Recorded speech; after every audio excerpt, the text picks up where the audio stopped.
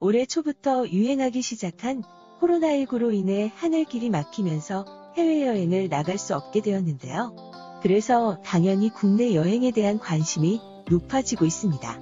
그러나 여전히 전염병이 발생하고 있고 이로 인해 우리의 일상과 여행의 패턴도 달라지는 상황입니다. 코로나가 장기화되고 있고 아직 끝나지 않고 있으며 생활 속 거리두기 시행이 생활화되면서 그동안 외부 활동 자제에 대한 보상 심리로 국내 여행에 대한 관심이 높아지고 있습니다. 여행의 패턴도 복잡한 관광지보다는 비대면 위주로 안전과 위생이 먼저인 소규모 힐링 여행으로 바뀌고 있습니다. 최근 해외여행에 대한 갈증을 달래주기 위해 일본, 대만, 호주에서도 대체 회원 여행 상품을 내놓아 인기가 있는데요.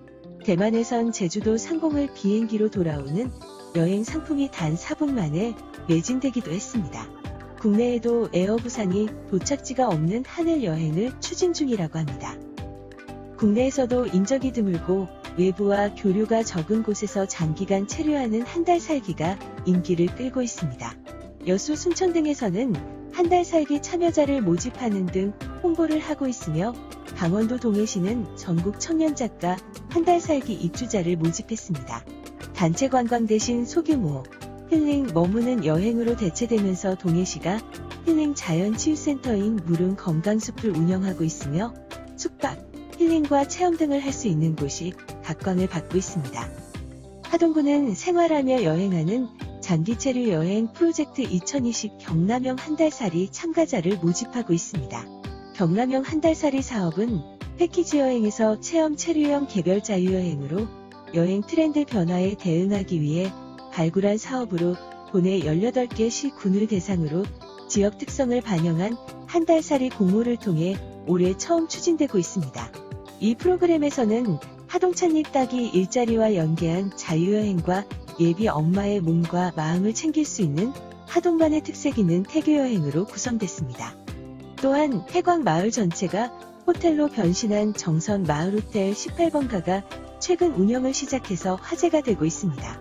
마을호텔 18번가는 기존의 호텔과 달리 빈집을 수리해 호텔 객실이 되었고 주민들이 함께 쓰던 마을회관은 컨벤션 룸으로 변신하였고 마을 주변 상가들도 영업 중인 사진관과 이발소 카페 등은 호텔 편의시설로 중국집과 고깃집, 초밥집 등의 다양한 마을 음식점들은 호텔 레스토랑으로 운영하고 있습니다. 또한 자동차 안에서 숙박을 하는 차박 캠핑이 인기를 끌고 있습니다.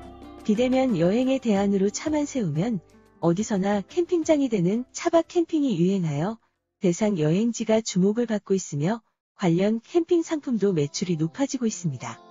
온라인으로 주요 관광 명소로 떠나는 언택트 랜선 여행이 인기를 얻고 있는데요. 코로나로 인해 재택근무와 집콕하시는 분들은 잠시 뉴욕 브로드웨이나 프랑스 파리 에펠탑을 다녀오는 것은 어떨까요? 비용이 전혀 들지 않고 라이브 스트리밍으로 일본 도쿄 시부야 거리, 이탈리아 베네치아, 영국 런던 등 전 세계 곳곳을 마우스 클릭 한 번으로 다녀올 수 있습니다. 랜선 여행객들과의 가벼운 채팅을 즐길 수 있으며 VR과 실제로 걷는 여행으로 색다른 콘텐츠를 즐길 수 있습니다. 일부 유료 프로그램도 생기고 있으며 라이브 스트리밍부터 360도 VR, 가이드 투어까지 취향에 맞는 랜선 여행의 세계는 무궁무진합니다. 코로나19 사태는 현재 진행형이지만 추석 연휴와 단풍이 물들기 시작하며 여행하기 좋은 시기인데요.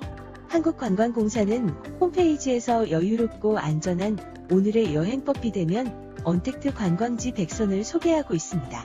여유롭고 안전한 오늘의 여행법을 모토로 삼은 만큼 사회적 거리두기가 용이한 야외이면서 타인과 접촉을 줄일 수 있는 장소 위주로 선정됐습니다.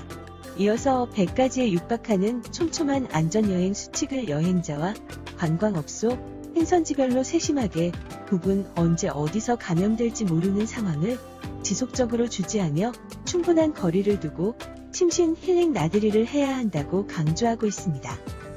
소비자 시장조사 및 여론조사 기업인 컨슈머 인사이트는 비포 코로나와 애프터 코로나 여행 키워드를 내놓았는데요.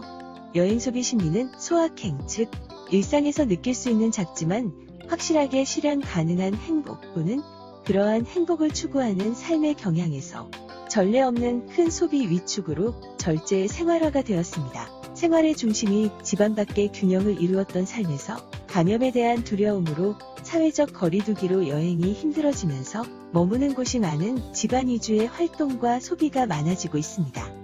비포 코로나 시대에는 여행의 주요 동반자가 가족, 친구, 혼자 여행을 많이 했지만 애프터 코로나에서는 혼행과 행동의 제약으로 보고 즐기고 구입하고 음식을 주문하게 해주는 스마트폰이 없어서는 안 되는 삶의 동반자가 되었습니다. 여행의 가치는 예전에는 자기 만족을 위한 여행이었으나 이후로는 여행의 제일 중요한 요소는 위험 회피, 안전이 제일 중요한 요소가 되었습니다. 여행의 모습은 아무 때나 떠나고 여가를 즐겼던 시절의 일상화, 여가화의 여행이 단기간 단거리 여행으로 급속한 일상화와 여가화로 바뀌게 되었습니다. 여행 기간도 단거리, 당일 여행 증가해서 초단기와 장기 체류형으로 양극화되었습니다. 여행의 이동수단의 선택에서는 승용차 외 열차, 택시 이용을 했다면 승용차를 선호하고 캠핑카, 차박으로 차종이 다양화하고 있습니다. 여행 먹거리도 식도락과 식당을 이용하는 것에서 코로나 이후에는 맛보다 청결을 중시하고 식당 이용을 자제하는 매식 기피로 이어지고 있습니다. 다음으로 여행의 보건과 숙박 측면은 불특정 다수가 사용하는 호텔, 콘도, 펜션, 민박을 피하고 멀지 않은 곳으로 당일 여행과 외부와의 교류가 적은 곳에서 장기 칩거 여행, 한 달 살기나 세컨드 하우스, 장기 임대 등으로 양극화되었습니다. 아무도 예측하기 힘든 코로나 이후지만 분명히 과거 방식의 여행 상품과 서비스는 잊어야 한다고 합니다. 여행의 DIY가 급속도로 이루어질 것이기 때문에 여행업계 종사자는 이에 맞춰 상품과 서비스를 개발해야 할 필요성이 있다고 조언했습니다. 최근 빌 게이츠는 코로나 백신이 내년 여름 보급되고 백신 보급으로 기세가 꺾여 2022년 종식될 것으로 내다보았는데요. 그럼 본격적인 해외 여행이 시작되는 시기는 내년 후반기나 2022년부터일 것 같습니다. 하지만 코로나가 바꾸어 놓은 여행 패턴은 예전의 일상과 여가로는 돌아가지 않을 것 같습니다. 코로나19가 종식되어 마스크 없이 여행할 수 있는 날이 빨리 오기를 기대합니다.